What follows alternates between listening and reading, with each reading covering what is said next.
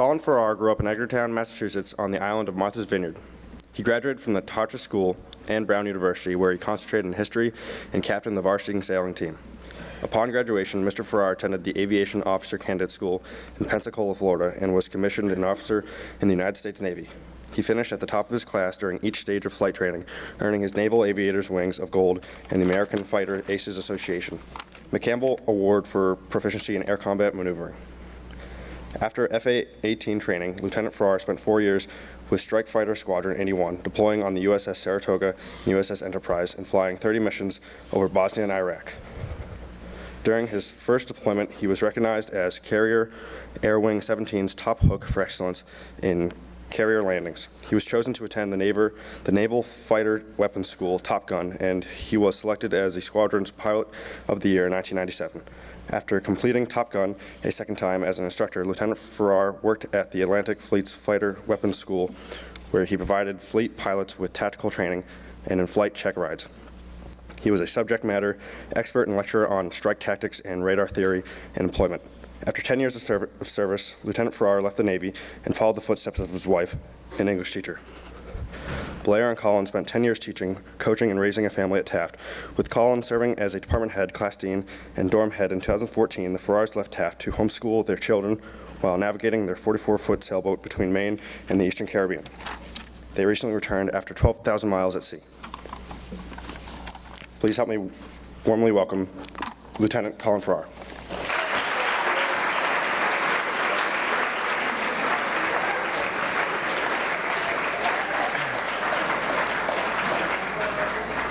Good morning, Taft.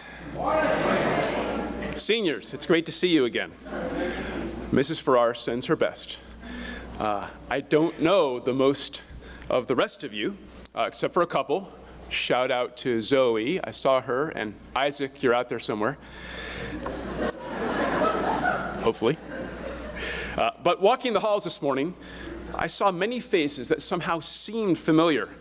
And perhaps that's because, just like I remember it, you are all so welcoming, engaged in the act of living and learning, and so obviously respectful and supportive of each other. Clearly, the Taft community is alive and well, and no one can take that away from you. Not Donald Trump, and not Hotchkiss, certainly. Speaking of which, thank you for not running me off the stage for my having attended the school that shall not be named. I'll make you a deal. If you give me 15 minutes of your time this morning, I promise that I'll come to the games on Saturday and I'll cheer for you instead of the teams in blue.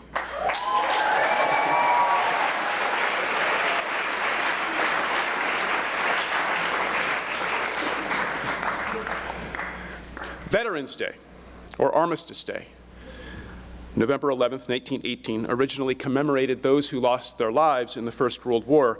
But in the United States, we've expanded the holiday to remember all of those who served in the military at any time, and instead we honor our dead on Memorial Day.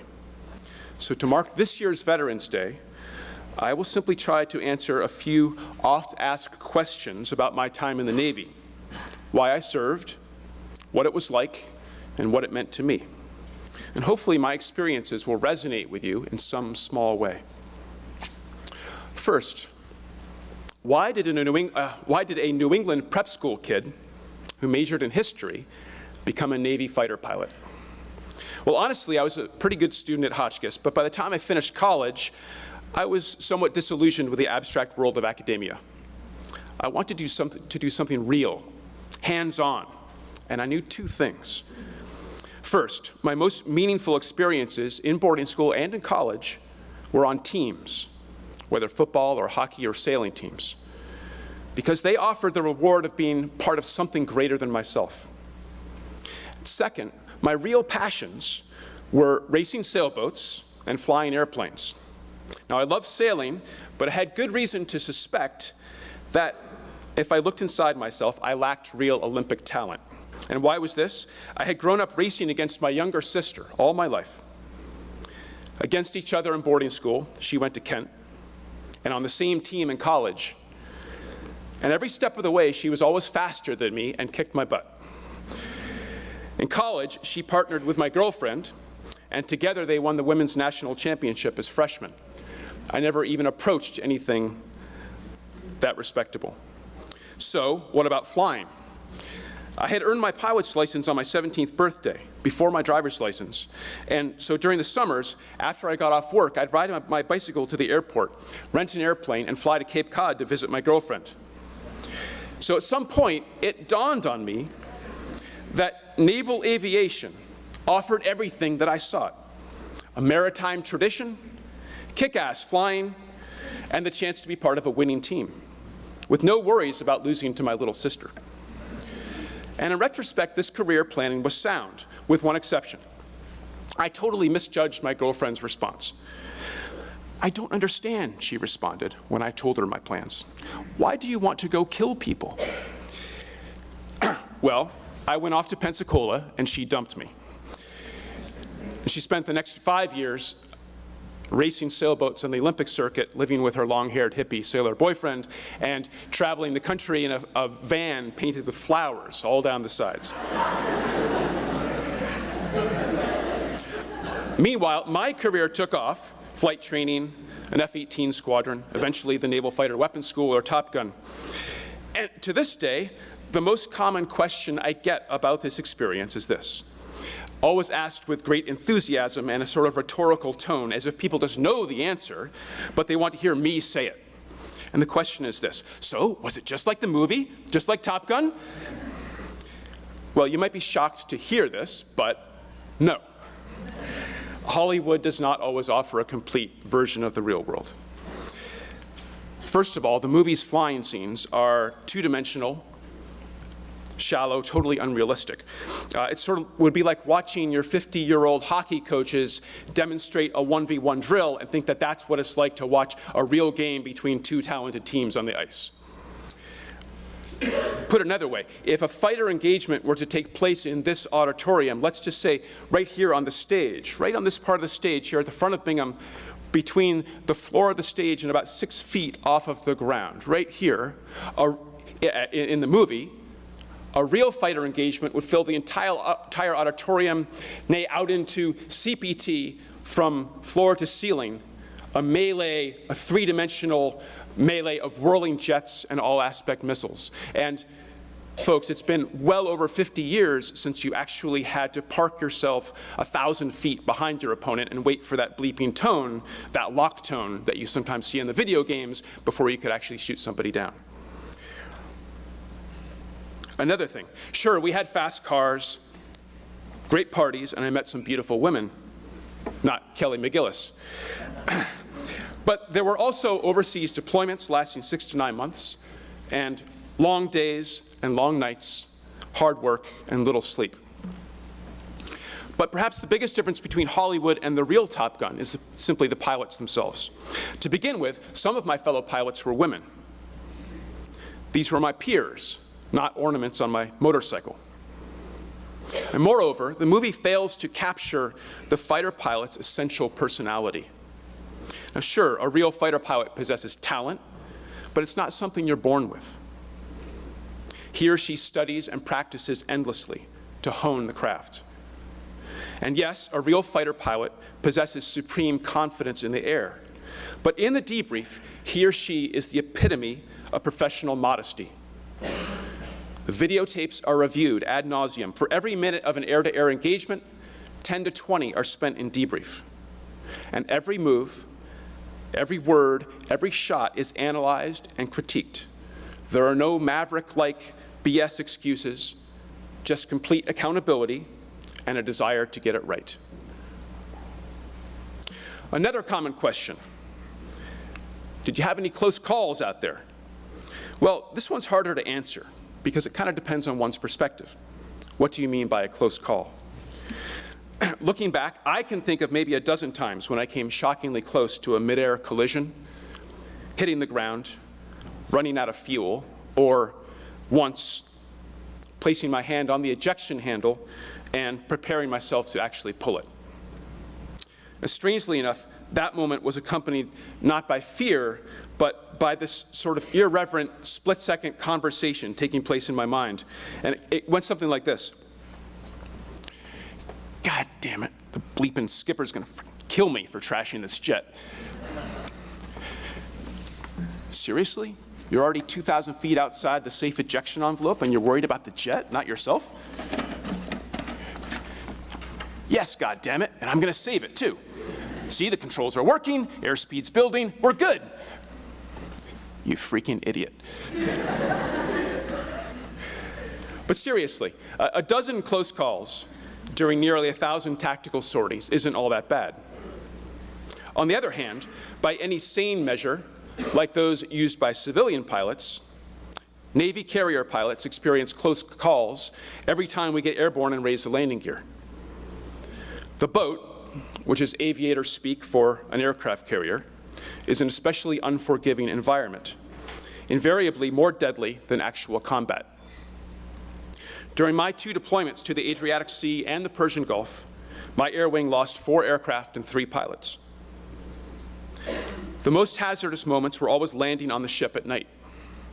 When it's pitch black, 200 miles off the coast, there are few visual references, and things can get out of parameters pretty quickly if you're not laser focused. Add some bad weather and an equipment malfunction, and things can get ugly. Every pilot has their story of what we call a night in the barrel. A quick story from a friend of mine at Top Gun illustrates what I mean. Now, when you launch off a catapult from an aircraft carrier, your jet is accelerated from 0 to about 200 miles an hour, 170 knots, in 2 seconds. That is, you're going 200 miles an hour by the time you reach the edge of the flight deck and you're hurled into the air. At night, this means you're thrown out into complete pitch blackness, disoriented for a couple seconds until you get the nose of the aircraft up and you begin climbing, and you can sort of wipe the sweat off your brow. My buddy Cam launched on a flight from a carrier off the Pacific coast, off the coast of California, one night. And at first, everything was normal. He ran up his engines, he wiped out the flight controls, turned on the lights signaling he's ready to go. The catapult fired. In the first half second of travel down the catapult stroke, he didn't know it, but the wheel bearings in the nose gear assembly, which had been installed incorrectly, backwards, overheated and seized up. The bearings spit themselves out onto the flight deck. A half second later, those bearings had bounced, been sucked into the intakes of his jet engines, and gone through the compressor section, tearing the innards of these turbines as they spin, of the compressor and the turbines, as they spin at tens of thousands of revolutions per minute, and ejecting parts in all directions, destroying the engines, setting fire to fuel lines. A second and a half down the catapult stroke, he had dual fire lights on his engine indicators. In his rearview mirror, he could see an enormous ball of fire. The rear of his jet was completely on fire. And in the tower, the boss was calling for him to eject. 2 seconds into the catapult stroke, Cam's hands were on the ejection handle. He pulled the handle and then launched off the bow of the ship into the darkness. Now, he was going 200 miles an hour, but he had no thrust from his engines. So within a second or so, the jet began to fall towards the water. And he said that he swore when he pulled the handle that several seconds had gone by and nothing had happened, and he was sure the ejection seat had failed him and he would die when his jet hit the water. But of course, that was just time compression. In fact, maybe a half a second had gone by, and sure enough, there's a bright flash of light, and the canopy lifted up and away, and then there was bright light beneath his feet as the rocket motor of the ejection seat fired, and it felt to him that the jet dropped out from beneath him. But of course, that was him riding up the rails of the ejection seat up into the sky, into the night blackness. All was black. He felt himself tumble once or twice. He felt a huge shock as his parachute canopy opened and jerked on his harness, and a half a second later, he hit the water. He came up disoriented, dazed, disentangled himself from his parachute cords, looked up, and just in time to see a wall of water as the ship ran him over. The bow of the ship, the wake, and he was shoved underwater. He grabbed a breath of air and was underwater for what he said was an interminable time. His lungs were going to burst, And just when he thought things couldn't get any worse, he heard an ominous rhythmic sound, a whoosh, whoosh, whoosh, whoosh. And of course, these were the 4 propellers of the aircraft carrier, which came closer and then right by his head, and he was head over heels, and awash in foam as he popped up in the wake of the ship in the pitch blackness. And he looked to see the lights of the ship as it moved away from him. Cam got out his strobe light out of his survival vest right here in the front pouch, put it on his helmet where there's this nice little convenient Velcro patch, hit the switch, the strobe started flashing. In less than a minute, he was in the helicopter, the rescue swimmer having jumped in the water, hooked him up to the cable, and I hoisted him aboard. And less than a minute after that, he was back on the flight deck. Naval aviation's shortest and least successful flight of all time. Cam was lucky, but others were less so. I know pilots who slammed into mountains, flew into the water, or died in mid-air collisions. Some ejected from their stricken aircraft, but their bodies hit the ground or the water before their parachutes deployed. Some embarked on overwater flights and simply failed to return for reasons unknown. Most accidents resulted from some degree of pilot error, but none of these pilots were stupid or wantonly reckless. It simply was a dangerous business, and everyone understood the risks. The hardest part about the memorial services was offering condolences to those left behind: parents, wives, fiancés, and the most difficult of all, the little kids. So these days, when people learn of my Navy experience, the most frequent comment I hear is, "Thank you for your service." And I appreciate this. But as an aviator and a naval officer who was afforded such incredible responsibilities and amazing life experiences, not to mention the keys to an F-18 Hornet, I feel I'm the one who should give thanks. Sometimes I say this, I say, I appreciate that, but the privilege was mine. Still, this conversation hints at an implicit question, doesn't it? Or at least an assumption. Something about what motivated me through my 10 years in the Navy and what my service means now. Was it for love of country? A desire to serve others? A belief that all people deserve a shot at freedom, democracy, and human rights, and it was our job to defend this? I believe in all of these things. I did then and I do now. But even before joining the Navy, I knew the real world was not easily shaped by lofty principles. Bosnia was a case in point. When the Cold War ended and Yugoslavia collapsed into civil war in the 1990s, it pitted Serbs against Croats against Muslims. The civilians in Sarajevo and nearby cities, mostly Muslim and unarmed, suffered heavily, not unlike the people of Aleppo today.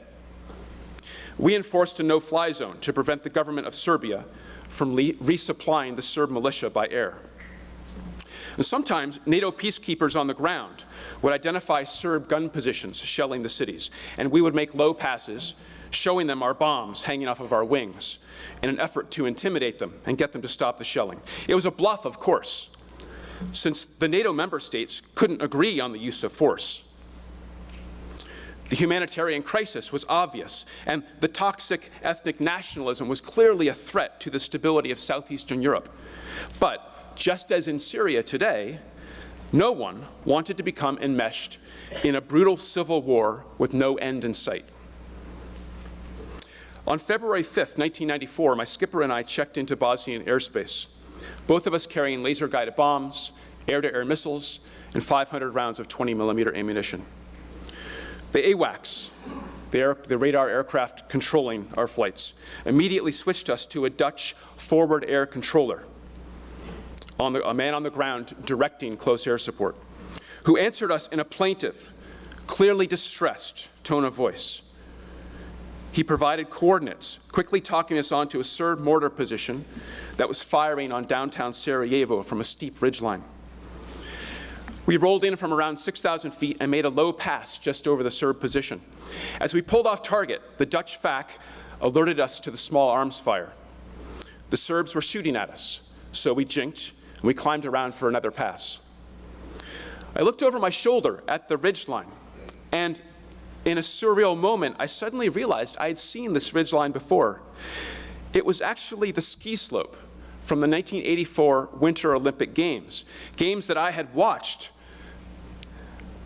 on the television in my advisor's dorm apartment at Hotchkiss. We made another pass, lower and faster, jinking off target again. And the Dutch FAC reported more small arms fire. My skipper climbed to a safe altitude, orbiting the ridge, and he radioed the AWACS for a patch to Chariot, call sign for NATO's Southern Command, headquartered in Vicenza, Italy. The skipper was trying to get permission to drop weapons on the Serb position. After a short delay, a deep, gravelly voice came on the radio. It was Chariot himself, obviously, the American general to whom we answered, and the man in charge of NATO's Southern Command. He conferred with the skipper for a few moments, and then he asked us to remain on station, harbor our fuel, while he made some calls. The skipper and I didn't say so, but we both knew what this meant. He would be calling NATO headquarters in Brussels, maybe even patched through to the Pentagon or possibly the White House. And after what seemed like an hour, but was probably only 15 to 20 minutes as our fuel dwindled, Chariot returned, thanked us for our assistance, and told us to return to the ship. And there would be no bombs dropped that day. We landed on the Saratoga, and we were immediately whisked into the intelligence office for a debrief. And there, all the intelligence officers gathered to tell us the news. Moments after we had departed Sarajevo, the Serbian gun crew had lobbed a 120-millimeter heavy mortar shell into a crowded market, killing 66 people and wounding 200. It was the single worst atrocity of the war, outside of the massacres at Srebrenica later that spring. So, did we defend American national interest there and then on that day? Or, in a broader sense, in the former Yugoslavia? Did we defend NATO's interest? Did we protect the powerless from violence and oppression? Did we advance the cause of freedom and democracy? Yes, to some degree, after a considerable delay, during which many people died. A 1995 bombing campaign eventually forced the Serbs and the Croats to come to the table and accept the Dayton Peace Accord, which to this day is enforced by an ongoing NATO troop presence, much to the chagrin of Serbia and Russia. But that peace is fragile, and there have been numerous consequences with the conflict spilling over into Kosovo and other parts of the former Yugoslavia. I feel good knowing that my presidents and the US Navy generally tried to do good in the world during my time in the service, and my squadron mates and I supported their efforts. But the track record was not perfect. For this reason, and because military life involves hardship and sacrifice, I will tell you that for me, lofty ideas were helpful and important, but they were insufficient. What motivated me during my years as a naval aviator was not just these ideals, but also the awesome sense of responsibility and the enormity of the challenge. The greatest reward was the professional satisfaction that came with mastering a machine like the F-18. My deepest pride, patriotism, and service notwithstanding, was simply to be a part of the community of Navy fighter pilots and their long-standing tradition. And the most gratifying praise comes from this brotherhood, men and women who have been there and done that and who understand the challenges and sacrifices. So, at the risk of being didactic, the lessons seem clear to me. Choose something challenging, something you love. Work really hard at it. With luck, you'll find success, satisfaction, and a genuine sense of community. If others are grateful for your service, so much the better. Oh, and if your girlfriend or boyfriend dumps you, keep your chin up, because I reunited with mine, and she actually married me, although that's a story for another day. Thank you, Taft. Happy Veterans Day, and good luck on Saturday. I'll be in the faculty room if anyone wants to talk about flying.